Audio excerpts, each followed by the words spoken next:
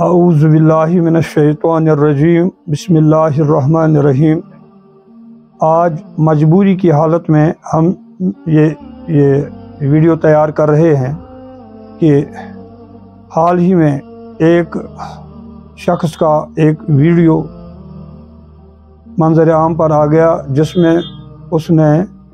حضرت مولانا انور شاہ کشمیری رحمۃ اللہ تعالی علیہ کی شان میں گستاخانہ الفاظ استعمال کیے۔ ایسا لگتا ہے کہ یہ شخص علم سے بالکل ایک کورا شخص ہے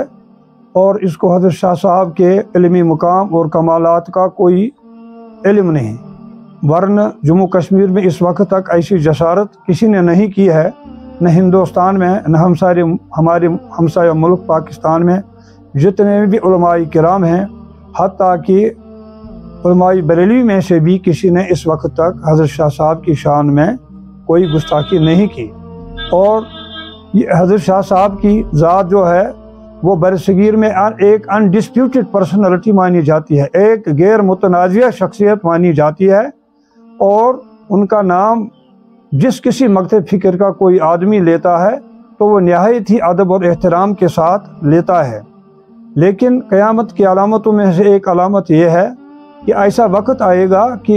پچھلے لوگ جو ہوں گے وہ اگلے لوگوں کو جو اگلے زمانے میں یعنی اس دنیا سے تشریف لے چلے ان کو برا کہیں گے،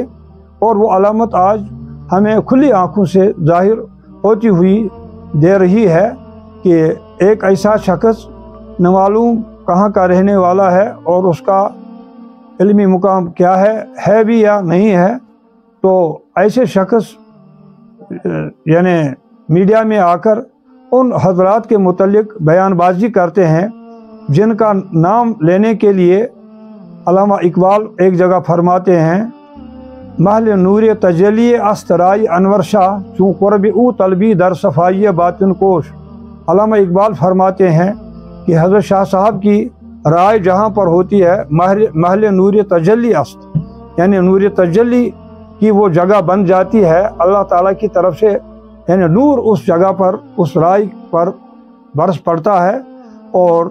ان کی رائے جو ہوتی ہے وہ بالکل ایک علمی رائے ہوتی ہے، اور ایک قول فیصل ان کی رائے کو سمجھا جاتا ہے۔ اور علامہ اقبال جیسا شاعر کہتا ہے کہ اسلام کی یہاں کی 500 سالہ تاریخ میں حضرت شاہ صاحب کی نظیر نہیں ملتی ہے۔ اتنا ہی نہیں بلکہ علماء اسلام کی مختلف آراء ان کے متعلق کتابوں میں ملتی ہے۔ ہم نے بھی ایک کتاب امام الاثر نمبر کے نام سے لکھی ہے جو مجلس علمی کی طرف سے شائع شدہ ہے، حضرت شاہ صاحب کے متعلق علماء اسلام کی آراء۔ علامہ علی مصری جب ایک مرتبہ دیوبند تشریف لائے تو حضرت شاہ صاحب کے درس بخاری میں شرکت کی۔ شاہ صاحب نے پورا درس آپ کی رعایت سے عربی میں دیا۔ علامہ مصری درس کے دوران سوالات کرتے اور شاہ صاحب جوابات دیتے رہے۔ درس کے بعد علامہ مصری نے کہا کہ میں نے عرب ممالک کا سفر کیا اور علماء زمانہ سے ملا، خود بھی میں نے مصر میں کئی سال حدیث کا درس دیا ہے، ہر جگہ کے علماء سے حدیثی مباحث کیے ہیں، مگر میں نے اب تک اس شان کا کوئی محدث عالم نہیں دیکھا۔ میں نے ان کو ہر طرح سے بند کرنے کی سعی کی، لیکن ان کے استحضاری علوم، تیقظ، حفظ و اتقان و ذکاوت اور وسعت نظر سے حیران رہ گیا۔ اور پھر علامہ نے یہ بھی فرمایا، لو حلفت انہ عالم من ابی حنیفہ لما حنثت، اگر میں قسم کھا لیتا کہ شاہ صاحب ابو حنیفہ سے زیادہ علم رکھتے ہیں تو میں حانث نہ ہوتا۔ جب حضرت شاہ صاحب کو علامہ مصری کے ان تاثرات کا پتہ چلا تو سخت ناراضگی کا اظہار فرمایا اور ارشاد فرمایا، ہمیں امام کے مداری کی اجتہاد تک قطعاً رسائی نہیں۔ طلباء کا اعتراف، حضرت شاہ صاحب کو جب ہدایہ اور مقامات حریری جیسی کتابیں پڑھانے پر مامور کیا گیا تو ایک نو آموز استاد ہونے کی وجہ سے طلباء نے اس کا خیر مقدم نہیں کیا، بلکہ یہاں تک چمے گویاں کی کہ ایک نئے مدرس کو اس قسم کی کتابیں پڑھانے کی ذمہ داری سونپنا ایک غلطی ہے۔ لیکن پہلے ہی دن کے سبق سے اٹھ آنے کے بعد وہ طلباء جو حسب عادت نئے مدرس کو تنگ کرنے کے لیے خوب تیار ہو کر آئے تھے، حیرت زدہ ہو کر دھوم مچا رہے تھے اور بول رہے تھے، واللہ انہ بحر لا ساحل لہ، ترجمہ خدا کی قسم یہ ایک ایسا سمندر ہے جس کا کوئی ساحل نہیں۔ دیکھو حیات انور صفحہ نمبر 59 حصہ 2۔ مولانا غلام نبی مبارکی رحمۃ اللہ علیہ کے تاثرات۔ سری نگر شہر کے مشہور میر وائز اہل حدیث مولانا غلام نبی مبارکی رحمۃ اللہ علیہ کشمیر نے فرمایا، لما رأیت وجہہ عرفت انہ عالم متورع متشرع جامع لعلوم العالیہ والالہیہ۔ ترجمہ، جو ہی میری نظر پہلی بار ان کے چہرے مبارک پر پڑی، میرے دل پر یہی عکس پڑا کہ یہ ایک پرہیزگار، پابند شریعت اور علوم عقلیہ و نقلیہ کے جامع عالم ہیں۔ علامہ رشید رضا مصری مدیر المنار قاہرہ نے فرمایا، ما رأیت مثل ھذا الاستاذ الجلیل قط۔ ترجمہ، میں نے اس جیسا جلیل القدر استاد کبھی نہیں دیکھا۔ لالا و گل صفحہ 69۔ علامہ زاہد الحسن کوثری کے قسطنطنیہ کے ایک بہت بڑے عالم زاہد بن الحسن کوثری، جو بعد میں مصر میں جلائے وطنی کی زندگی گزارتے رہے، علمی حلقے ان کی علمی عظمت کو خوب جانتے ہیں، انہوں نے حضرت شاہ صاحب کے متعلق اپنے تاثرات کا اظہار کرتے ہوئے فرمایا، لما یاتی فی الامتی بعد الشیخ ابن الحمام بسلہ فی استشارت الابحاث ناصرہ من الاحادیث ولیست حاضح المدت بکثیرت الاخیر۔ یعنی احادیث سے باریک مسائل اخذ کرنے میں ابن حمام متوفی 861 ہجری، جنہوں نے مشہور کتاب فتح القدیر لکھی ہے، کے بعد اس امت میں حضرت شاہ صاحب مرحوم جیسا کوئی اور شخص پیدا نہیں ہوا۔ لالا و گل صفحہ 71۔ شیخ الاسلام مصطفیٰ صبری کی رائے۔ ترکی کے ایک اور جلا وطن عالم سابق شیخ الاسلام مصطفیٰ صبری نے جب گہری نظر سے شاہ صاحب کے رسالے مرقات الطارم علی حدوث عالم کا مطالعہ کیا تو مولانا یوسف بندوری سے، جو حضرت شاہ صاحب کے شاگرد تھے، بار بار کہا، انہ افضل حاضح الوریقات علی جمیع المادت الذاکرۃ فی حاضح الموضوع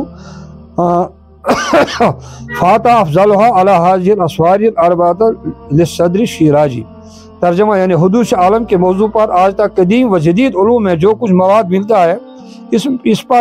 سب پر میں شاہ صاحب کے اس رسالہ کو ترجیح دیتا ہوں، اور صدر شیرازی کی یہ طویل اور ضخیم کتاب جو اس وقت ان کے سامنے تھی، پھر بھی اس رسالہ کو ترجیح دیتا ہوں۔ دیکھو الانور صفحہ 34 341 اور لالا و گل صفحہ 71۔ مولانا قاری محمد طیب صاحب فرماتے ہیں، دیوبند کے ساتھ 55 برس کے تعلق میں مجھے ہزاروں نام آور حضرات سے ملنے کا اتفاق ہوا، مگر وہ موقع مجھے نہیں بھولتا جب عالمی اسلام کے مشہور فاضل علامہ رشید رضا مصری ایڈیٹر المنار قاہرہ دیوبند تشریف لائے، اور ان کے استقبال کے سلسلہ میں حضرت شاہ صاحب نے فن حدیث اور اس کے مدارج حجیت نیز دوسرے علوم دینیہ کی روشنی میں دارالعلوم دیوبند کے مسلک کی وضاحت میں ایک محققانہ تقریر عربی میں ان کے سامنے فرمائی۔ دوران تقریر علامہ رشید رضا کسی مسئلہ کی وضاحت کے لیے کچھ سوالات بھی کرتے تھے اور شاہ صاحب ان کا فوری جواب بھی دیتے تھے، جس سے شاہ صاحب کی علمی عظمت کا سکہ ان کے دل پر بیٹھا، اور رخصت ہوتے وقت فرمایا، لولم ارہا لرجعت من الہند حزینہ، اگر میں ہندوستان میں دیوبند کو نہ دیکھتا تو ہندوستان سے غمگین ہو کر واپس لوٹتا، حالانکہ وہ اس سے قبل دہلی اور ندوۃ العلماء بھی تشریف لے جا چکے تھے۔ بہرحال حد سے زیادہ افسوس کے ساتھ کہنا پڑتا ہے کہ ایسے بزرگ کو آج کشمیر کے، یعنی ایسے نو عمر لوگ جنہیں علم ادب سے کوئی مس نہیں، کوئی تعلق نہیں، ان کے متعلق اس طریقے سے لب کشائی کرتے ہیں کہ ایک شریف و نفس انسان شرمندگی کے بارے اپنے سر کو جھکانے کے لیے مجبور ہو جاتا ہے شرمندگی کی وجہ سے۔ تو لہذا گزارش یہ ہے کہ حضرات علماء کرام ایسے لوگوں کو فرمائش کریں کہ ورنہ اس کے دور رس ایسے نتائج نکل سکتے ہیں جو کشمیر کے لیے ہی نہیں بلکہ پورے عالم اسلام کے لیے کسی بھی طریقے سے مناسب نہیں ہیں۔